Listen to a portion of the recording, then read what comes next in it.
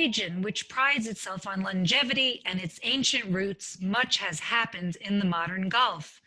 The Abraham Accords was a game changer in creating an environment to expose Jewish life in the Middle East. 1 year ago, the AGJC, Association of Gulf Jewish Communities, was inaugurated. Joining me today is Rabbi Eli Abadi, the senior and resident rabbi from the UAE. And also with me is Ibrahim Dawood Nunu, who is the president of the AGJC and chairman of the board of the House of Ten Commandments. Rabbi Abadi in the UAE, and of course, Mr. Nunu Ibrahim in Bahrain. Thank you, gentlemen, for joining me today. Pleasure, pleasure. Thank you, thank you. Thank you, Felice. 1 year later, very exciting.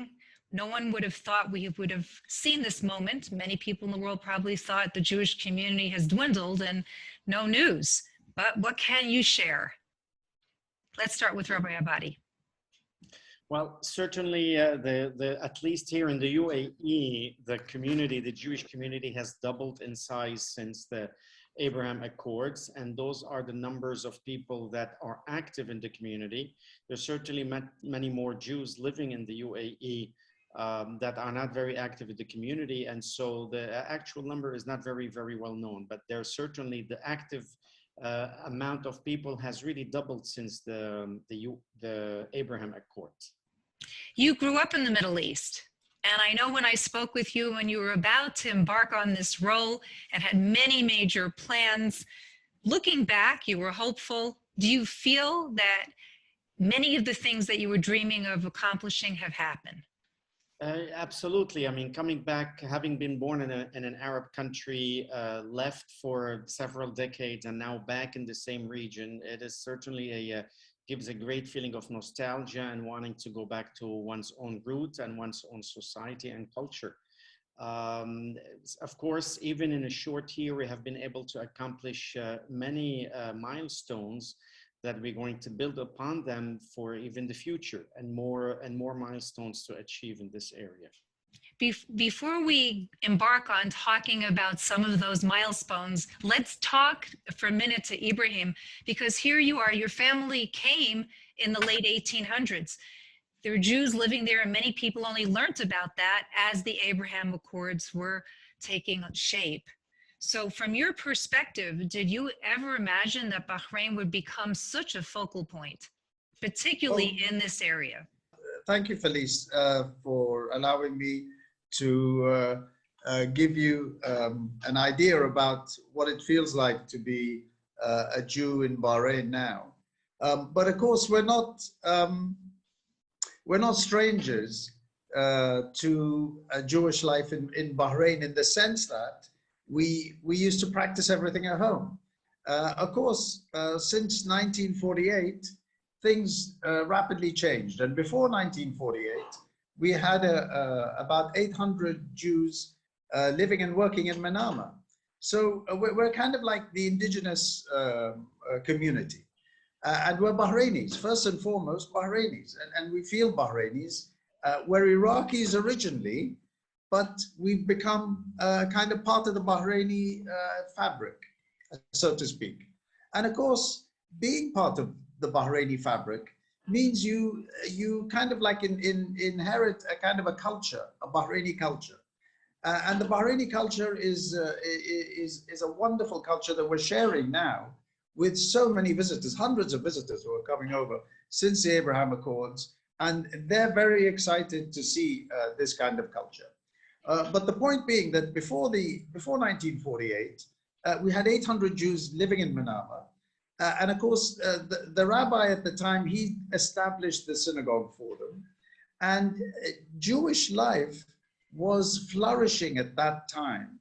It was really flourishing to the degree, and I'm going to tell you this story very quickly, that Bahraini neighbors, Muslim neighbors who were like living next door to Jewish homes, they would help the Jewish families during Yom Kippur by simply sending their children into the house to switch on and off the lights at the appropriate times, because they knew that the Jews were very, very strict with Yom Kippur, and they wouldn't touch light switches and any other electrical outlet. So they would send their kids into the house to do all those essential things that, you know, could be the air conditioning, switching it on and off, stuff like that, the lights. So there was kind of like a way in which they were living together, which was incredibly kind of like neighborly. And that I have heard from my own parents, from my aunts and uncles, who you know, who actually, when they were children, they actually saw that. So it's that kind of culture that we have in Bahrain, that we grew up. So the Bahrainis know about Jews. It's not like we're bringing in expatriates from outside who you know, who don't have any experience with the Bahrainis. How many Jews actually reside in Bahrain today? Oh, at the moment, only 50. Since 1948, of course, everything dwindled. And the issue is that when you have children, you kind of end up sending them abroad to study. But of course, when you send them abroad to study, Felice, what ends up happening is that they stay outside. They sort of find their way outside, and they don't want to come back. You know, so that's something that the population here, the Jewish community, is an aging community. It's not like I'm 62 and I'm one of the younger ones. So. Which makes it that more interesting to see the Beth Din, which I want you to explain, evolving in Bahrain and not the UAE. So I think you both can weigh in on this question. Why Bahrain?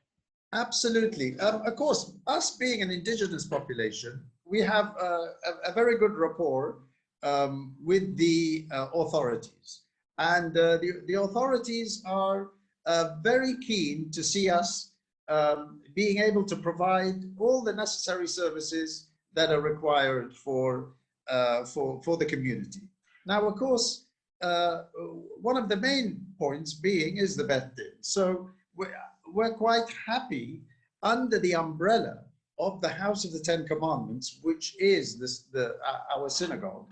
And by the way, it's the only synagogue that has been in the Gulf operational now for some time.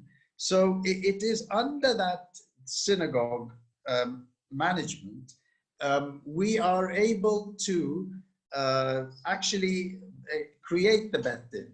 So that's why we are going ahead and hoping to set it up here in Bahrain. Rabbi, if you can elaborate a little bit on the Beit Din, and for those that don't understand what that means, explain what a Beit Din is and its services, and then please take us beyond disputes, judicial disputes, and things that are happening in terms of the life cycle events that happen in Judaism in the Middle East. Well, so a Beth Din is basically a Jewish religious court. A Jewish religious court is that court that adjudicate not just disputes or anything like that, but it also records marriages, births, Jewish life milestones, so that are recorded officially, and they are basically recognized officially.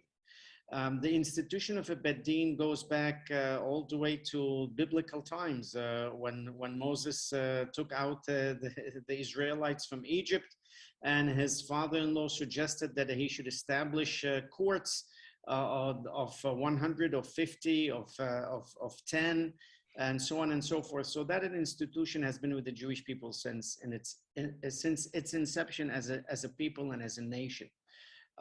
Especially in the Arab and Islamic world, that agreement goes back to the Treaty of Omar, recognizing Judaism as the bona fide religion, as a legitimate religion, and the Jews as the people of the book.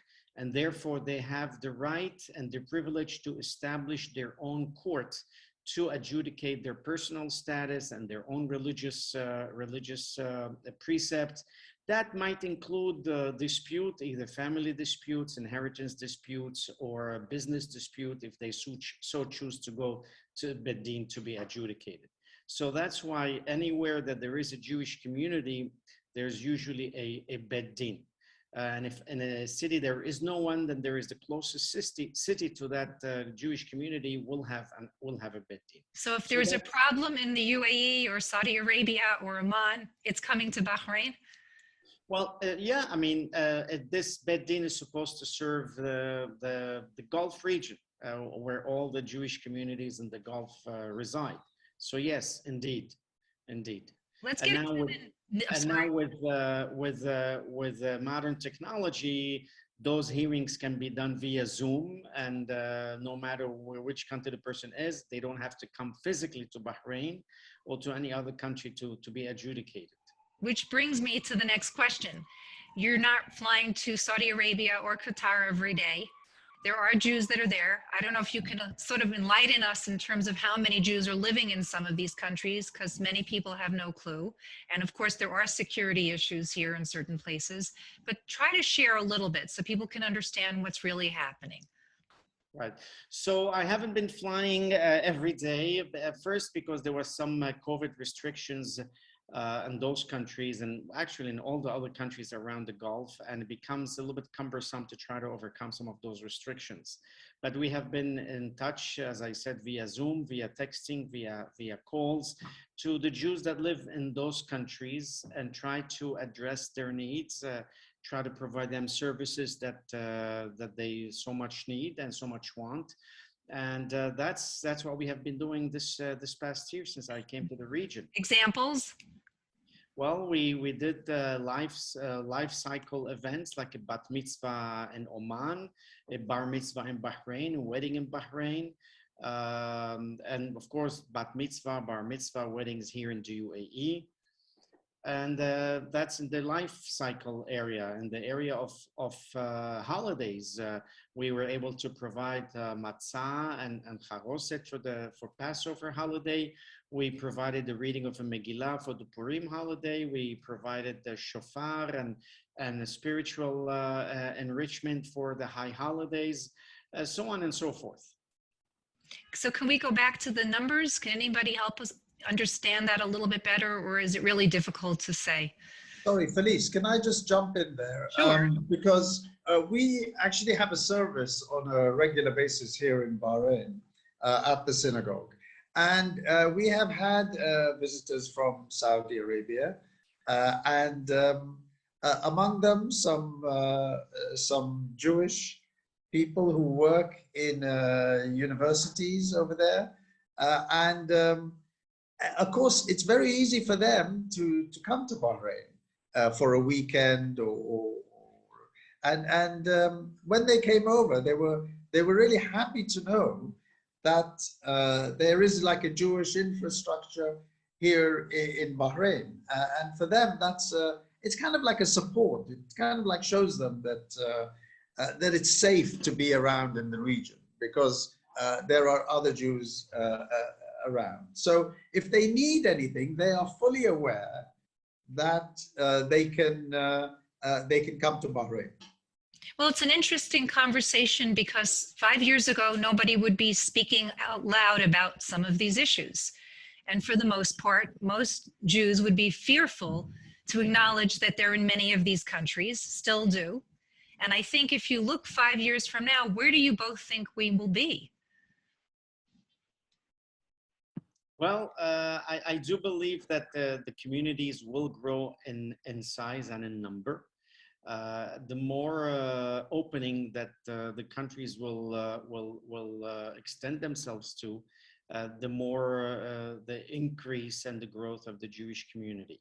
I do believe that some of the other GCC countries will eventually open up, and they will recognize the presence of a Jewish community of faith, and that will certainly increase their number, because if it's an area where there is tolerance, there is coexistence, there is respect, mutual respect to each other, there is opportunities for business and growth, you're going to find Jews moving here. Many of them, they'll be coming either because of they wanted the new horizons in their life, a new opportunities. Others will probably try to, if not run away, but try to avoid, if not daily, but on a regular basis, anti-Semitic attacks in their countries, like in Europe, even in North America, it's happening. And so when they see that there is tolerance, there's coexistence, and there is growth, and a thriving Jewish communities in the Gulf, I think those Jews will be moving to this area to be part of it. And so I see an exponential growth actually in this region. For many of the Jews that keep kosher, it's been a life changer for them in travel. And you have now a certification agency. Tell us a little bit about the agency in terms of how it's assisting throughout the Gulf. There's a lot happening in the UAE. What's happening in Bahrain?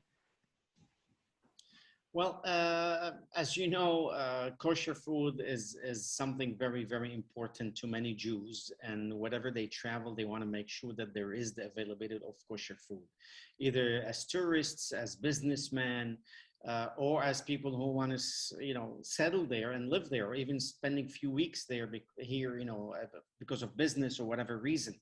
And so we have to provide that service where we certify not just restaurants, but products, ingredients, and any other products that come from other countries that are imported into this area. We certify them as, a household.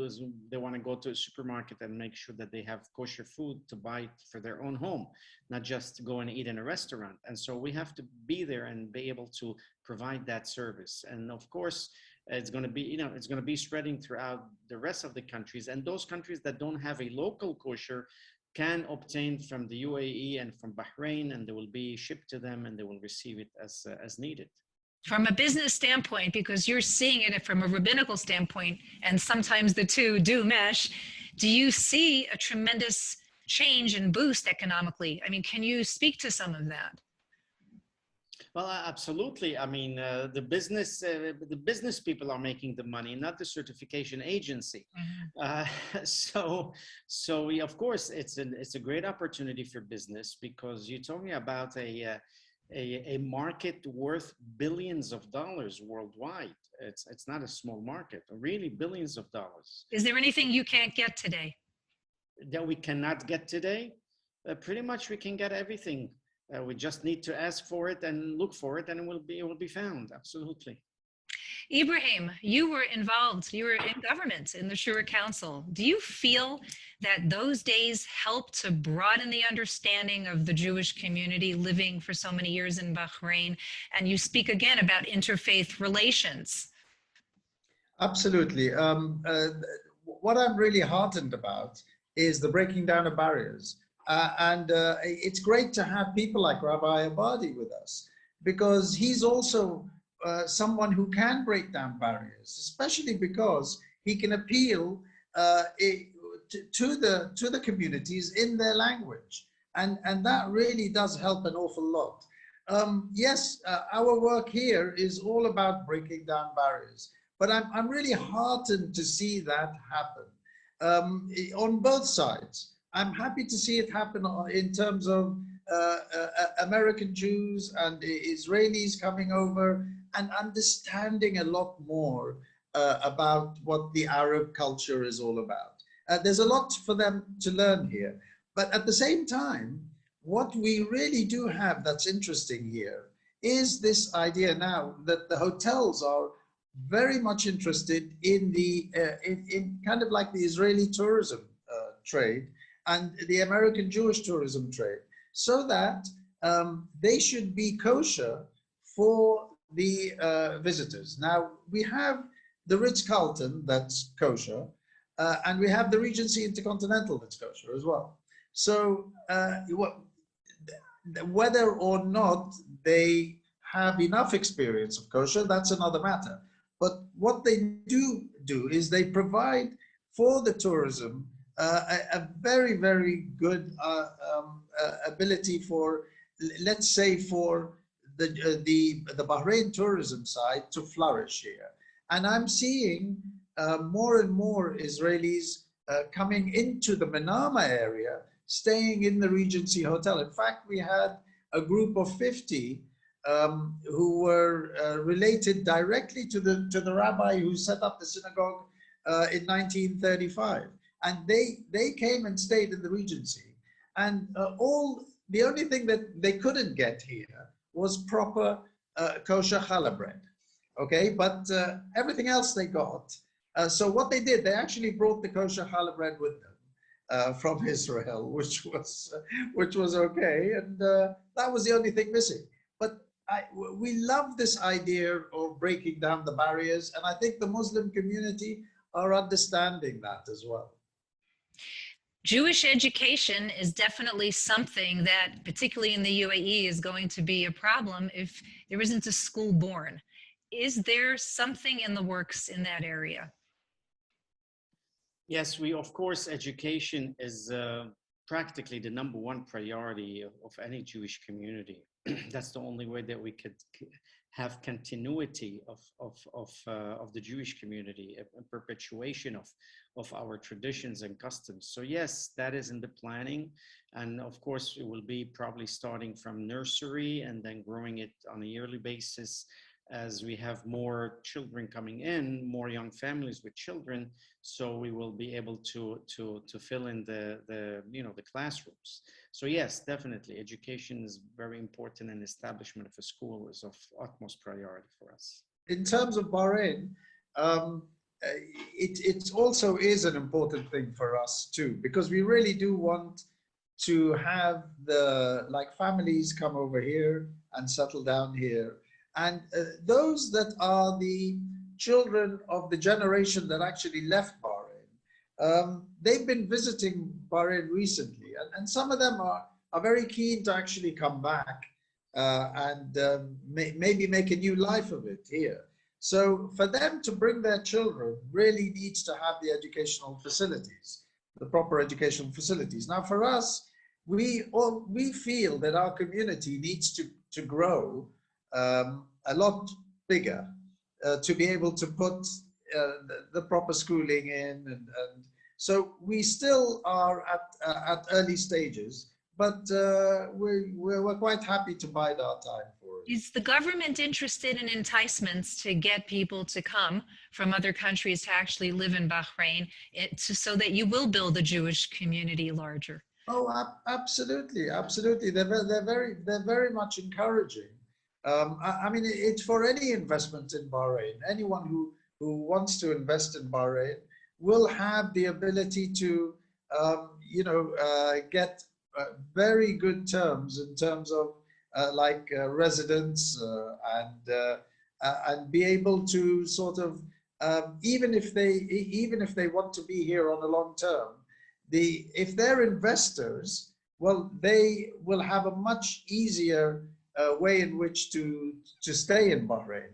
But if they're actually on a contract, and I think the majority in the UAE are the same, they're on contract, 2-year contracts or what have you. And if they're not renewing the contract, then their lives change. But for the Bahrainis, if they're coming to work here, it's much better if they're coming here in terms of investment. That way they can actually be here on a longer term basis. I want to pivot a little to the larger picture. Both of you have met very interesting people, I'm sure, this year and even the year before. Government officials, locally, people from around the world that you probably never dreamed you would be standing with and conversing with and debating about how you can grow your communities. Each of you, and we'll begin with Rabbi Abadi, what was that highlight, that amazing moment for you where it all crystallized and you said, this was an incredible meeting for me, or I can't believe I just spent some time with this particular person? Well, I have to say that that meeting was a few years ago with the Crown Prince, His Highness Sheikh Mohammed bin Zayed, as he welcomed me into his palace, and we had a conversation. We had a private conversation, and then we had more of a public conversation. And that certainly crystallized the new vision of this country and this region. And I was able to see a bright future after that conversation. And that's certainly something that remains with me since that day. And I look forward to many of those meetings again in the future. And for you, Ibrahim? For me, it's been the most amazing pleasure showing officials to the House of the Ten Commandments and explaining to them what we have inside the House of the Ten Commandments and showing them the actual commandments in their language and in Hebrew.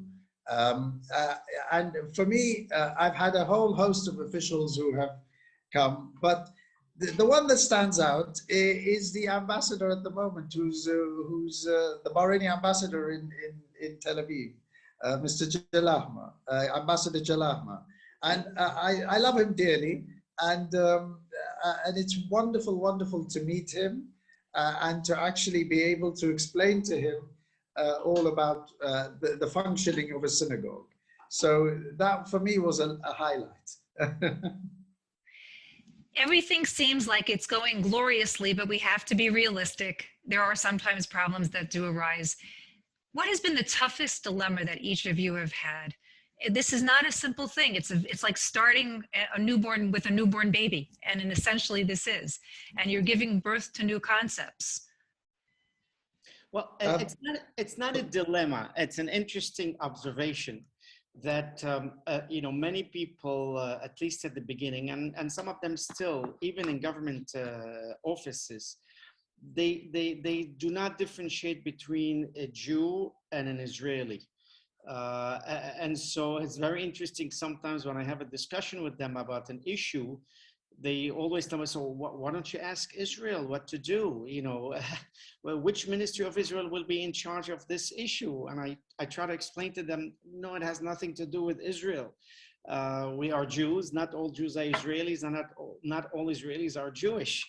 And so, no, this is an independent issue of a community of faith that is growing, and we need to resolve it, and so that has been an interesting situation that I found myself several times, actually, like I said, with society or with members of the government and on officers.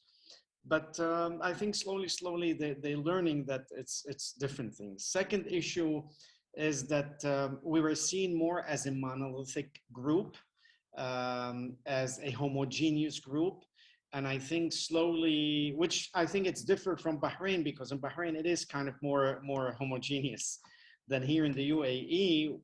Now I think they're trying to understand, and they are slowly learning that Jews have all kind of colors, ethnicities, ideas, opinions, as you know. They do? Yes. And so they have to basically deal with each one separately, and there's no like one solution fits all. Ibrahim. For us here in Bahrain, you've got to understand one thing, that since 1948, the children growing up in homes were always taught or learned through the media that Israel was the enemy and the Palestinians were their friends. So they all grew up that way, thinking that Israel was always an enemy.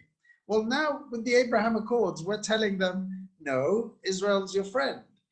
So there's a big change going on.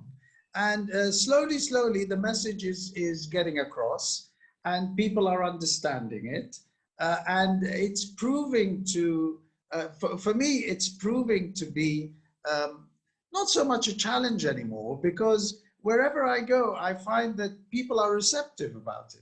I mean, of course, you're never going to satisfy everybody.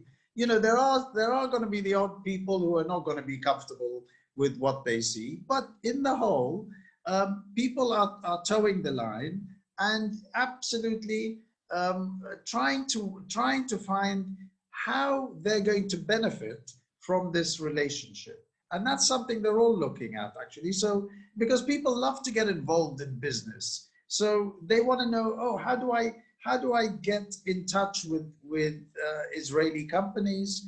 And that's helping as well. That's helping to break down barriers. Before I let you both go, Passover isn't so far off. I mean, Purim, the holiday of Purim is before, but what are the preparations in light of COVID? Well, fortunately, I think COVID numbers are decreasing significantly. Restrictions on that are also decreasing. And so we hope that by Passover, there'll be very, very fewer remnant restrictions of COVID.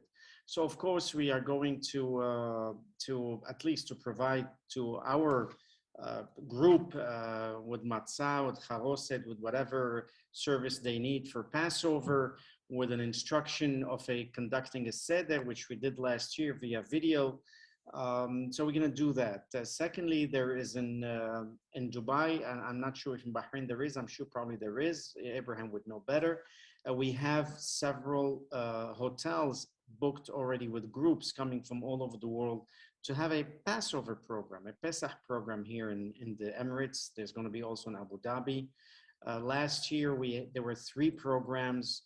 There were over 11 scheduled last year, but because of COVID, it was reduced to 3. This year, I understand that number has doubled, if not more.